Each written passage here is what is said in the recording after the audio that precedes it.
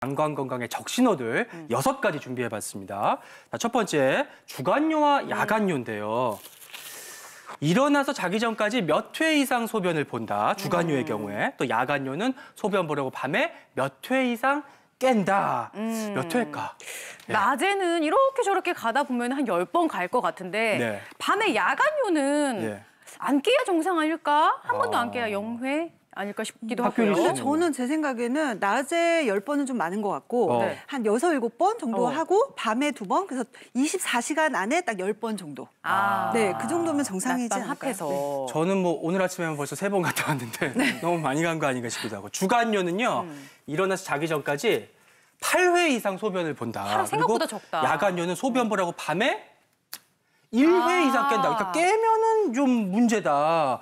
이렇게 봐야 되네요, 오 교수님. 네, 정상적인 수분 섭취를 함에도 불구하고 소변을 자주 보러 가면 소변의 저장 기능의 이상을 의심할 수 있습니다.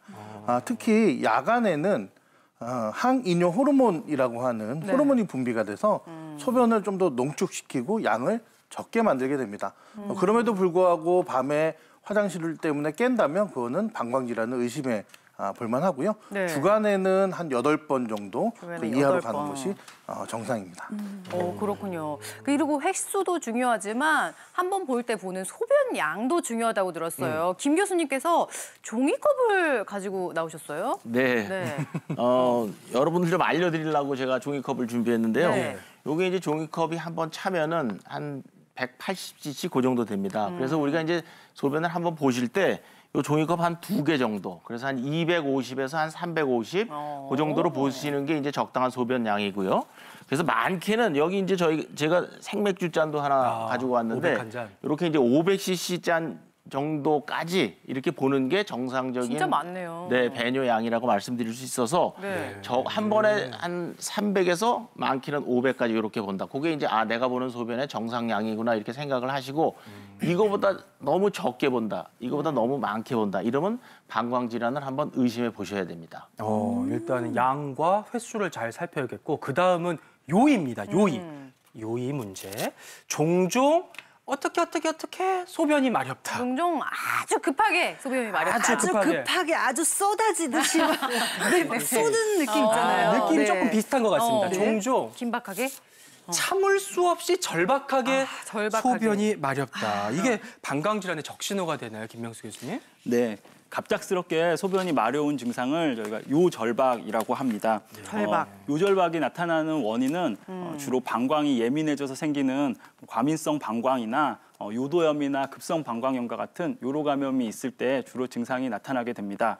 그리고 요절박이 생활에 큰 불편을 줄 수 있고 그렇죠. 방치하면 병이 더 깊어져서 치료가 더 오래 걸릴 수 있으니 요절박이 자꾸 지속되고 반복되시는 분들은 가까운 병원을 꼭 방문하시기 바랍니다. 네, 조금 더 구체적으로 알아보기 위해서 김 교수님 앞에 각각 크기가 다른 물풍선을 준비를 해놨어요. 크기별로 100ml, 250ml, 350ml, 500ml의 물을 채워놓은 물풍선인데요.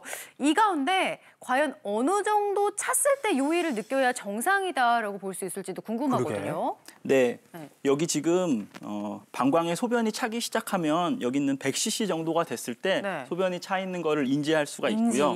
250cc 정도가 되면 이 소변을 마렵다고 느끼기 시작합니다. 350cc 정도가 되면 강하게 소변이 마렵다고 보통 느끼게 되고 500cc 정도가 되면 참기 어렵다고 우리가 느끼게 됩니다. 그래서 보통 소변을 보시면 250에서 350cc 정도의 소변을 보게 됩니다. 네, 정말 뭐 절박뇨 때문에 외출도 차 타는 것도 두렵다 하시는 분들 많은데 그냥 방치하면 안 되겠어요. 자, 그다음은 통증을 한번 또 잘 관찰해야 됩니다. 통증. 소변을 보면서 이러이러한 것을 느낀다. 아무래도 좀 통증 종류가 아닐까 싶어요. 뭔가 찌릿찌릿하고 아픈 통증 아닐까요? 찌릿찌릿하다. 네. 박규리 씨. 뻐근하고 아주 묵직하게 묵직하고. 아픈 그런 거를 저희 어머니가 말씀을 하시더라고요. 묵직하다. 네. 한번 볼까요? 네. 어떤 통증인지 소변 보면서 통증, 뻐근함. 압박감, 뻐근함 이런 거를 느낀다고요, 오 교수님. 네, 방광은 쉽게 말하면 우리 몸에서 만들어진 노폐물을 저장을 하는 곳이에요. 다시 말하면 우리 몸의 독소로부터 장기를 보호하기 위해서 방광에는 그 보호막이 있습니다. 방광점막이라고 합니다. 이 방광점막이 어떠한 이유든지 손상받게 되면 그 소변이 직접 방광에 직접 전달이 되잖아요. 그렇게 되면 주변에 통증 신경을 자극해서 통증을 느끼게 됩니다.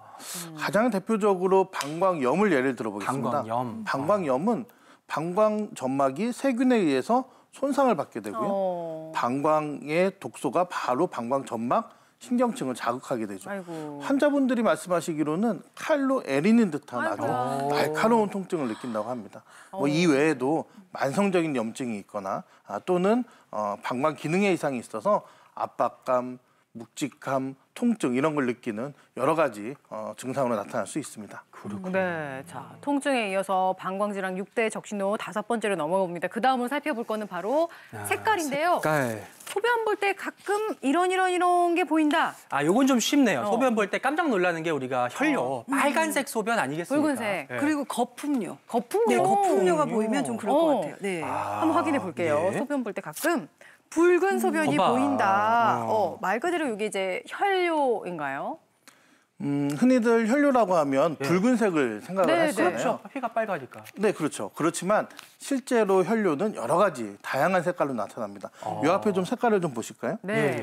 이 색깔을 보시면 이게 가장 그 정상적인 일반적인 맑은, 소변이. 네, 맑은 소변 네. 색깔을 보이죠. 맑은 포도주 색깔의 붉은색을 띠기도 하지만 예. 이렇게 혈뇨가 검은 콜라색을 띠기도 합니다. 네, 일반적으로 이렇게 맑은 포도주색의 연한 소변은 염증이나 결석과 같을 때 나타날 수 있고요. 콜라색의 검은 소변과 함께 덩어리가 진다 그러면 방광이나 요로계통에 암이 있을 때도 이렇게 나타날 수 있으니 좀 더 유의하셔야 됩니다. 조금은 다르지만 여기 보시면 약간 탁하고 그러네요. 부유물이 콜라네요. 있는 네. 소변은 염증뇨. 아까 말씀하신 거품이 나는 경우는 신장에 단백뇨가 있어서 신장 질환이 있을 때 나타날 수 있어서 이렇게 평상시와는 달리 소변 색깔이 변한다 그러면 가까운 비뇨기학과 전문의와 상담이 반드시 필요하다 이렇게 말씀드릴 수 있겠습니다. 네, 소변 보고도 그냥 물 내리지 말고 좀 꼼꼼히 살펴야겠고요. 그 다음에는 염증도 한번 체크해 봐야 되는데 1년에 3회 이상 이것이 온다. 뭔지 알겠다. 아까 우리 시작하면서 얘기했잖아요. 뭔가 요실금, 뭐 요실금. 재채기하면서 웃으면서 요실금 온다. 오줌 소태. 이거는 오줌 소태? 확실합니다.